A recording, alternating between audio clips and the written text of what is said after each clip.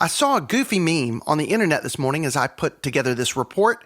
Somebody had posted it last night, and it said, by the way, April Fool's is canceled tomorrow. You can keep your jokes to yourself. This whole year has already been a big joke. We tired. Tomorrow's going to be March 32nd.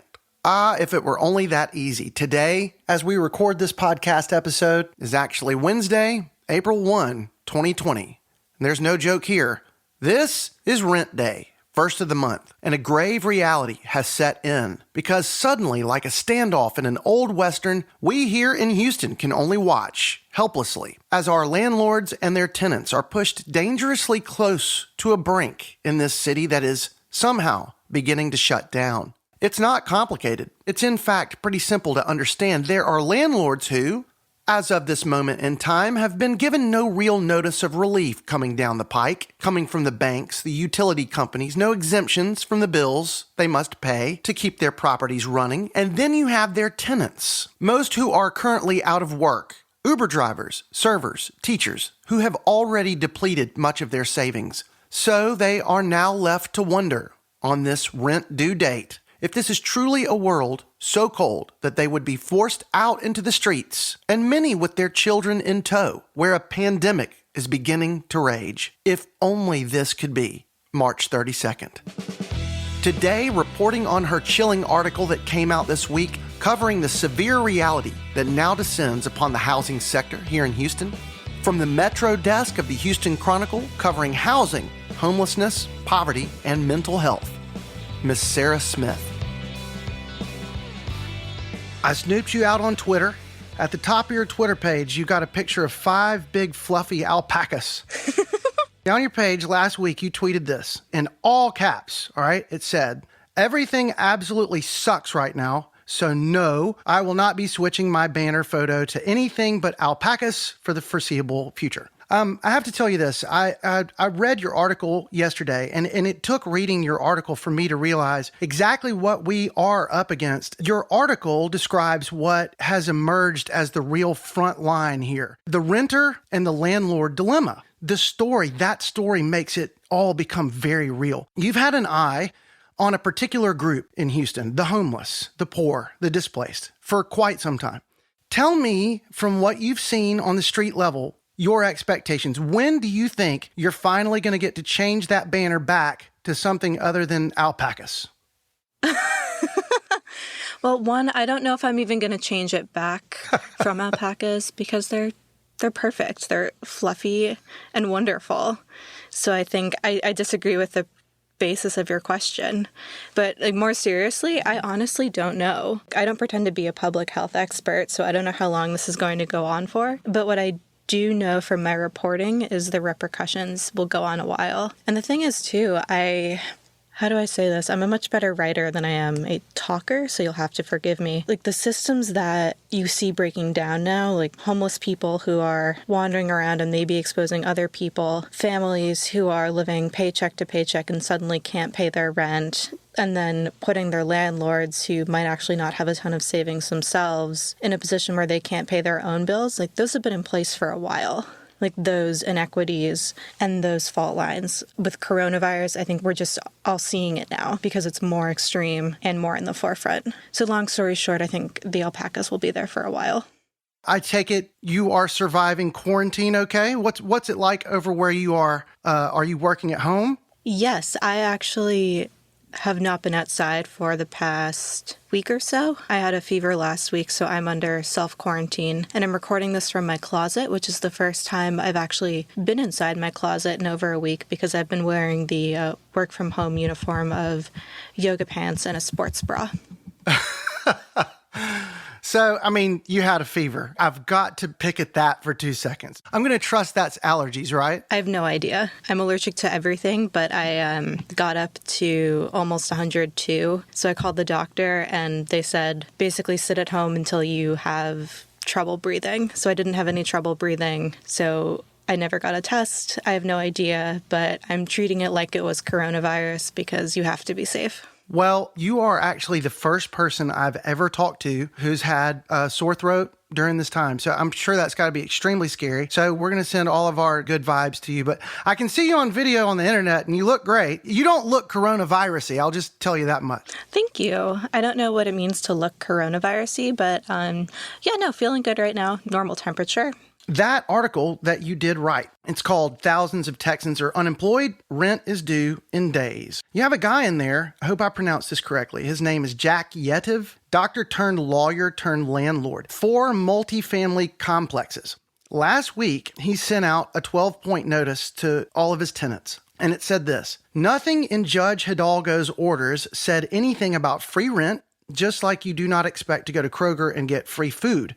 That's a remarkable moment in time that we are seeing highlighted here. This is the craziest part. He goes on to tell his tenants that if they don't think they can make rent, that he will give them maintenance chores and he will hold items of value such as their wedding rings. I have always heard that society exists on a bubble. At the first sign of real trouble, that bubble will pop within weeks and not months. You've got a landlord asking for wedding rings, being familiar with that sort of brink that you have surely seen out there. Did you think that society would only have 3 weeks worth of cushion?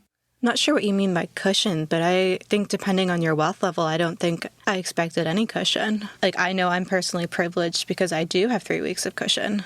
Some people do. Some people have 3 years of cushion. Some people have 1 day. I've spent time with families who were still rebuilding after Harvey. Years later, I've talked to families living paycheck to paycheck, a woman who just got housing after being homeless for years. And those people, they don't have 3 weeks of cushion.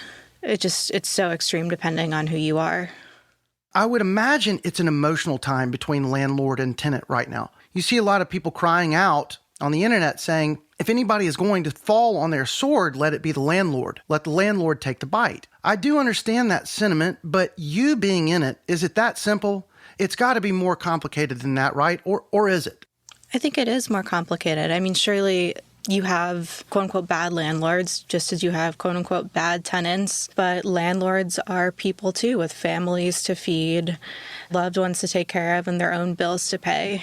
For me, one of the most striking examples in this story is a woman who rents out a house to a family who's basically like her own family, and they've been behind for years. And with coronavirus, they're even more behind. And that affects her family's payments and her family's mortgages and her family's bills. And she says, I cannot evict them because they're my family. It's a horrible situation for everyone. There is no winner right now. A Houston friend of mine posted something that had gone viral a couple of days ago about a landlord in Houston who had an apartment building of 32 tenants, and the landlord was appealing for help on Reddit. Have you seen this? I did see it.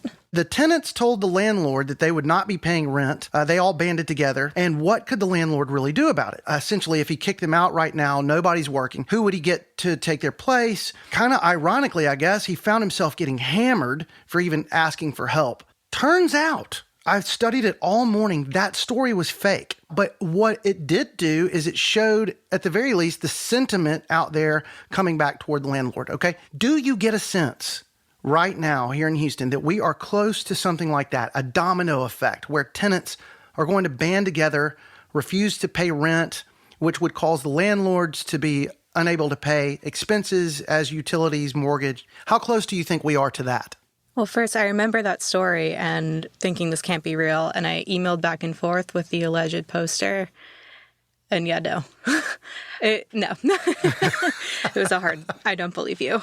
Was it really that hard to believe? I mean, I believed it hook, line, and sinker. Just from a little bit of digging into it, the neighborhood was Fondren Gardens. And so I was trying to look for multifamily 32-unit buildings in Fondren Gardens, and nothing kept coming up. And so then I said back to him, okay, even if you want to be anonymous, which don't really think this rises to needing anonymity, I'm going to need the name of your apartment complex. And he's like, no, my lawyer told me not to. I'm being attacked. I will not talk to you anymore. It's like, I don't think you're real. You chased that guy down? Was it Pizza Rat?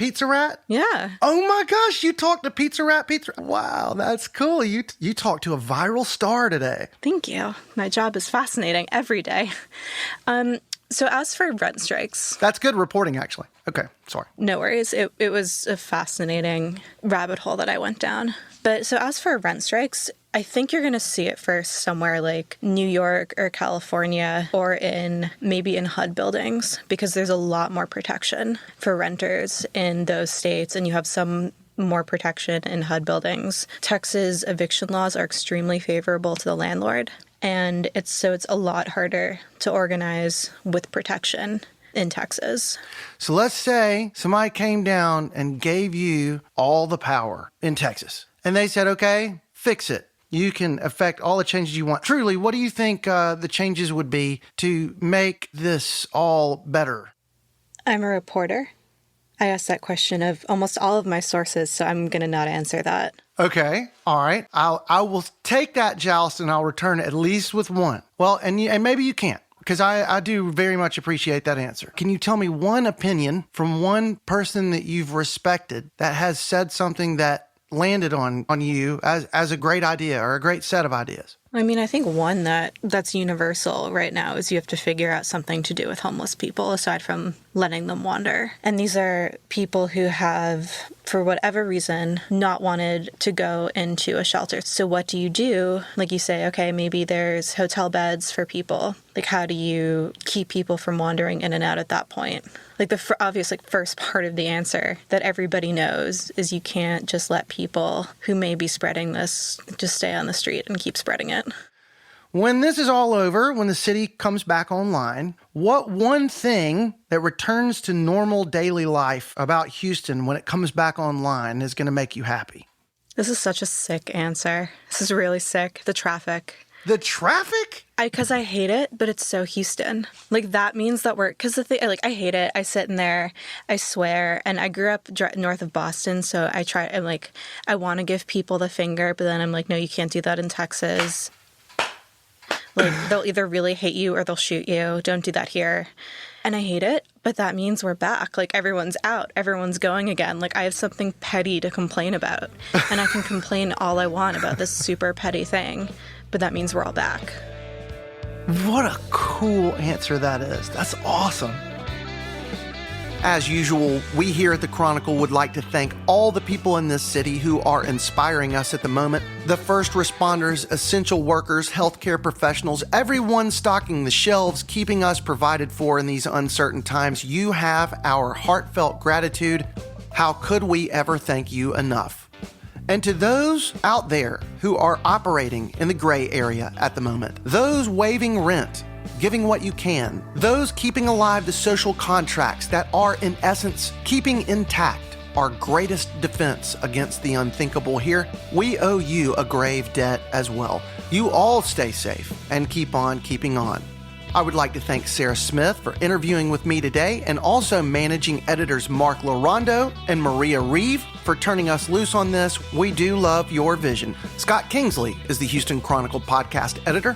The music you're hearing, well, that's me and my band, All the Kimonos, but Houston musicians. We are looking for songs to feature each week on this show, knowing that at the moment, you probably don't have too many audiences to play to, so send us your songs. We'd love to hear them. Maybe it will be a way for us to help get your music out there. That would be a total thrill for me. Just email them to hcpodmusic@gmail.com. There is no doubt we are putting this show together on the fly, but we have planned to do our level best each morning to have a new episode ready every weekday at 9 a.m. At HoustonChronicle.com/podcasts.